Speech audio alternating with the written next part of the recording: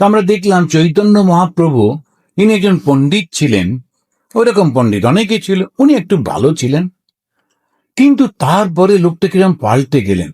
সারাক্ষণ একদম কৃষ্ণের গান করছেন, দেহ বোধ নেই, অত সুন্দর চেহারা, সারাক্ষণ পড়ে থাকছেন এখানে ওখানে, কিন্তু আস্তে আস্তে ওর কাছে গেলে হাজার হাজার মানুষের উদ্দীপনা হচ্ছে, আনন্দ হচ্ছে।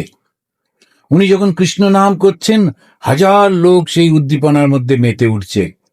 যখন মুসলমান রাজত্ব, তার মধ্যে কয়েক সহস্র লোক নিয়ে উনি রাস্তায় কীর্তন করতে করতে যাচ্ছেন, কাজীরা এবং নবাবরা চুপ করে রয়েছেন, কিছু বলছেন না, সবাই মুগ্ধ হয়ে যাচ্ছেন। তা একজন মানুষ তাকে দেখে মনে হলো, এই তো আমাদের ঘরের ছেলে, সাধারণ ছেলে, এই রকম অসাধারণ কি করে হলো? তাহলে নিশ্চয়ই ঈশ্বরের শক্তি আছে। ইনফারেন্স। তো অনুমান প্রমাণ, আর একটা হচ্ছে প্রত্যক্ষ, একটা উপমান। উপমান প্রমাণটা হচ্ছে কম্পেয়ার করে যখন আমরা দেখছি, তখন সেটা যখন কম্পেয়ার করে দেখলাম যে এই তো এর মধ্যে যখন আমরা দেখি, একে সব কিছু দেওয়া সত্ত্বেও ও কিছু নিতে চান না, জগতের প্রতি তার কোনো আকর্ষণ নেই, মান মর্যাদা নিতে চান না, কিন্তু মানুষকে ভালোবাসেন। আমরা তো শুনেছি ভগবান তো এইরকমই, সব কিছুর মধ্যে ভালোবাসা, তাহলে নিশ্চয়ই তিনি এই রকম। এই যে ভাবটা আমরা দেখছি। আর একটা হচ্ছে কি, শব্দ। তো 4 রকমের প্রমাণ হয়: প্রত্যক্ষ, অনুমান, উপমান আর শব্দ। শব্দটা কি? শব্দ হচ্ছে যখন কেউ একজন প্রত্যক্ষ করে এসে আমাদের বলছেন, তাকে বলা হয় শব্দ। আমরা যখন দেশে ছিলাম, তখন কখনো কখনো কোনো কোনো মহিলা, তারা বিদেশের গল্প বলে বলে লিখতেন, খুব সুন্দর, আমরা খুব পড়তাম আনন্দবাজারে, এখানে ওখানে বেরোতো। কখনো জার্মানিতে কি হয়েছে না হয়েছে ছবি টবি দিয়ে উনি লিখলেন, তারপরে এখন তো ওইটা পড়ে আমরা বিশ্বাস করতাম ওটা এরকম, এটা এরকম।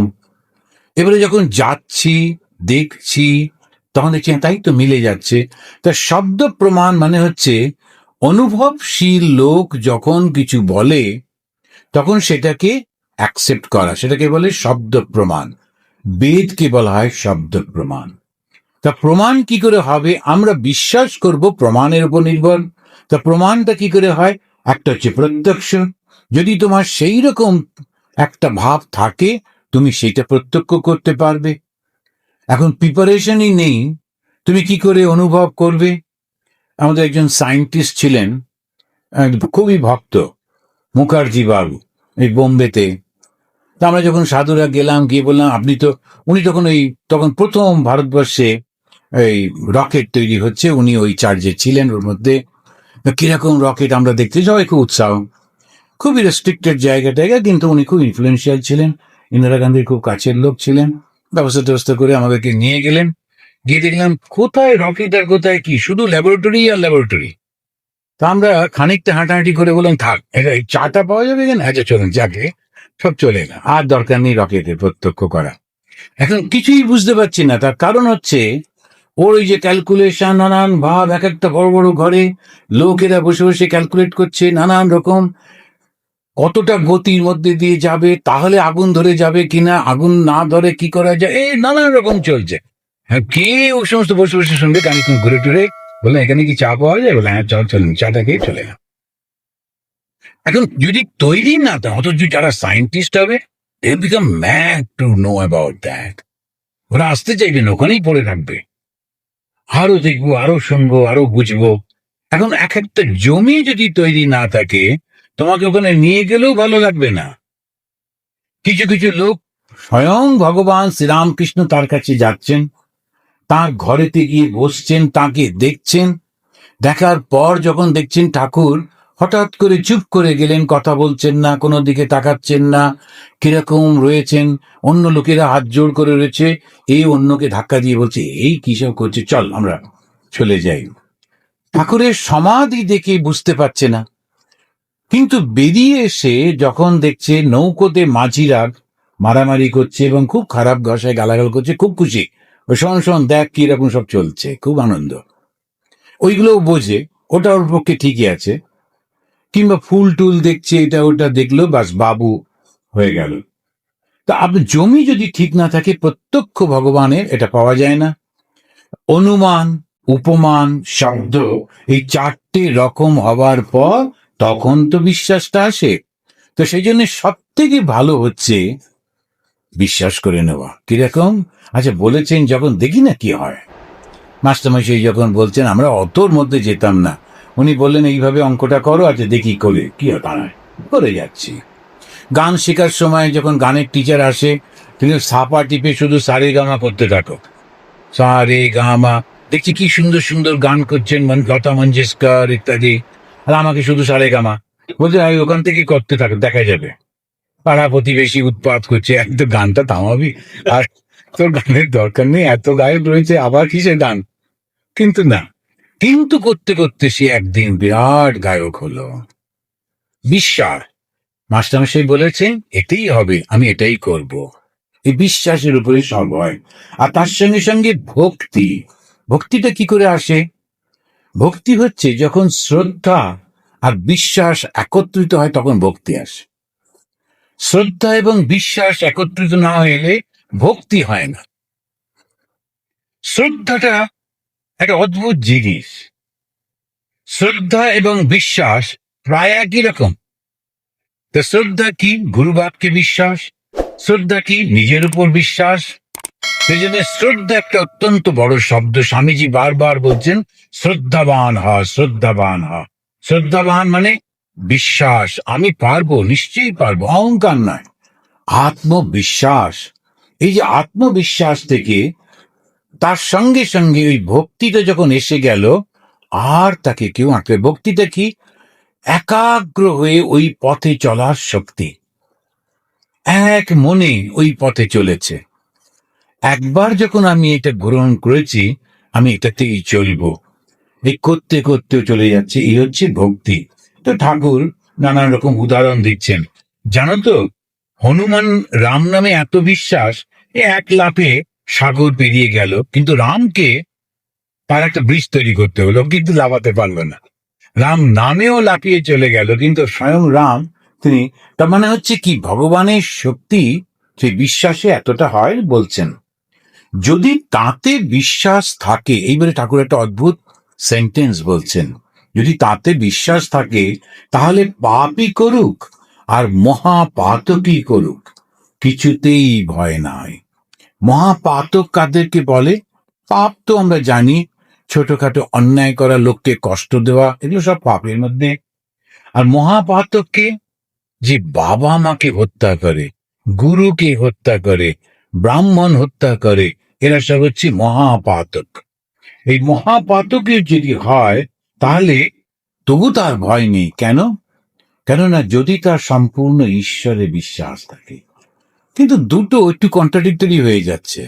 ঈশ্বরেও বিশ্বাস থাকবে, আবার মহাপাতক হবে, এরকম কোনো হয়? কখনো হবে না। কেন? কেননা যে একবার ঈশ্বরের হাত ধরেছে, তার ভুল পথে পা পড়বেই না, কখনোই করবে না। কিন্তু বলার জন্য, খুব স্ট্রেস দেবার জন্যে ওটাকে বলা হচ্ছে, সে এতটা পাপ করলেও তথাপি সে কিন্তু মুক্ত হয়ে যাবে। এই বলতে বলতেই ঠাকুর ভাবের ঘোরে মাতোয়ারা হয়ে তিনি একটা গান ধরেছেন, আমি দুর্গা দুর্গা বলে মা যদি মরি, আখেরে এ দিনে না তারও কেমনে দেখা যাবে গো শঙ্করী। চ্যালেঞ্জ করছেন, যেটা অন্য কোথাও এটা হয় না। ভগবানকে চ্যালেঞ্জ করা, এটা শুধু হিন্দু ধর্মেই হয়। কেন? আমরা ভগবানকে এত ভালোবাসি যে ভগবানকে আলাদা বলে মনে হয় না। সেই জন্য যেমন ছেলে যেমন মার উপর জোর খাটায়, বাবার উপর জোর খাটায়, ও গিয়ে কোথাও ঢুকিয়ে বসে থাকলো, ও জানে বাবা মা আমাকে ছাড়া থাকতেই পারবে না। বাবা মা খুঁজে খুঁজে গিয়ে টেবিলের তলা থেকে বার করে নিয়ে এলো। তারপরে খুব করে, হ্যাঁ বাবা কি চাই বাবা? তো বাবা বললো, আমার একটা সাইকেল দাও, নইলে আবার টেবিলের তলায় গিয়ে বসবো। আচ্ছা ঠিক আছে। তো এখন ওর উপর, বাবা মার উপর এমনি অন্য লোককে বলতে পারবে? পাড়া প্রতিবেশীকে বলতে পারবে? কখনোই বলতে পারবে না। বসো টেবিলের তলায়, ভালো জায়গা, গিয়ে বসো। এখন তার কোনো ভাবই নেই, কিন্তু ও জানে বাবা মা আমাকে ভালোবাসে। কি করে বুঝলো? ভক্তি থেকে, ভাব থেকে। সেই জন্যে ওই ভাব থেকে ভালোবাসা, ভালোবাসা থেকে আপন বোধ থেকে জোর কাটানো, আর সেই জোর কাটানো কিরকম, আমি মরবার সময় যদি কোনোভাবে দুর্গা দুর্গা বলতে পারি, তবে তুমি এসে আমাকে উদ্ধার করবে না, কখনো হতেই পারে না। দেখা যাবে গো শঙ্করী, চ্যালেঞ্জ করে বলছেন, দুর্গা নামও নেব, আবার মৃত্যুর পর নরকেও যাবে, কখনো হবে না, তোমাকে আসতেই হবে। তাহলে বলে ঠাকুর গান ধরেছেন, ভক্তি আর বিশ্বাস, তাকে ভক্তিতে সহজে পাওয়া যায়, তিনি ভাবের বিষয়। যখন কেউ বিচার করছে, বিচারে তার কোনো সহায়তা নেই, ও নিজে বিচার করতে করতে চলেছে, প্রচন্ড শুষ্ক একটা পথ বিচারের মধ্যে দিয়ে চলেছে, ভীষণ চ্যালেঞ্জিং একটা পথ। কিন্তু ভক্তির পথটা কি?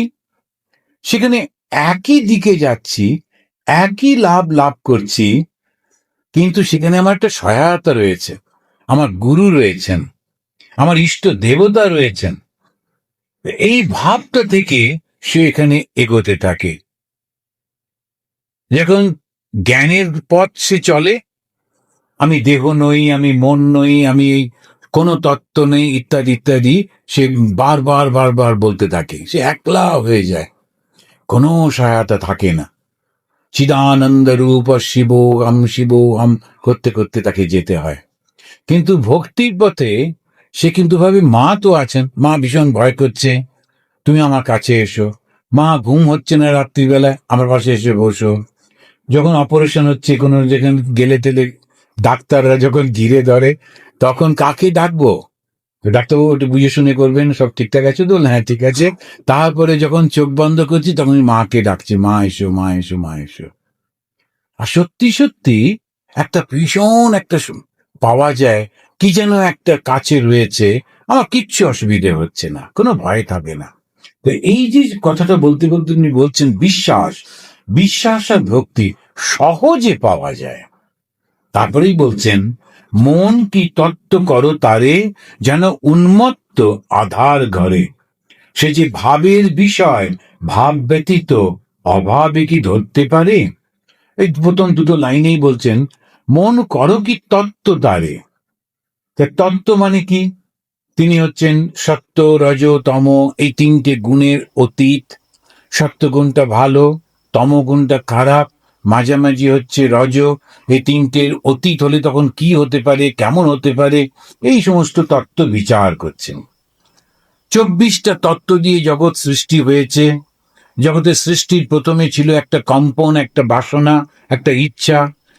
এক এবং অদ্বিতীয় যিনি, সর্বব্যাপী যিনি, নিরাকার যিনি, হঠাৎ করে একটা ঢেউ উঠলো, একটা বাসনার হাওয়া উঠলো। কি সেই বাসনা? আমি একা, আমি অনেক হব, একহম বহু শ্যাম বিহি। সেই বাসনটা উঠলো, সঙ্গে সঙ্গে তার মধ্যে সত্য, রজ, তম সেইগুলো ক্রিয়া করতে শুরু করলো। ভালো লোক সৃষ্টি হলো, মাঝামাঝি মানুষ সৃষ্টি হলো, তারপরেতে নানান রকম সব খারাপ মানুষ সৃষ্টি হলো, খারাপ জিনিস সৃষ্টি হলো, করে তার তিনটে গুণ থেকে তিন রকমের তাদের মধ্যে মিশ্রণ হচ্ছে, তাদের মধ্যে সংঘাত হচ্ছে, জগৎ সৃষ্টি হয়ে গেল। এসব কিছু চলতে লাগলো। এখানে মন কি তত্ত্ব করো তারে, যেন উন্মত্ত আধার ঘরে। উন্মত্ত মানে এটা পাগল, এমনিতেই সে তার চিন্তাটা সঠিক হয় না, তারপরে একটা অন্ধকার ঘরের মধ্যে সেটা জিনিস খুঁজে বার করবে, সে কখনো পারে? কখনোই পারে না। তো এইটা খুব সুন্দর একদম কথাগুলোর মধ্যে দিয়ে এটা যে ব্যাখ্যা করছেন, একটা উন্মত্ত মানুষ সে এমনিতেই পারে না, সে আবার অন্ধকার ঘরের মধ্যে সে কখনোই পারবে না। প্রসাদ বলে মাতৃভাবে আমি তত্ত্ব করি যারে, সেটা চাতারে কি ভাঙবো হাড়ি, বোঝ না মন ঠারে ঠারে। ঠারে ঠোরে বুঝতে বলছেন। ঠারে ঠোরে মানে ইনডাইরেক্টলি বুঝে নাও।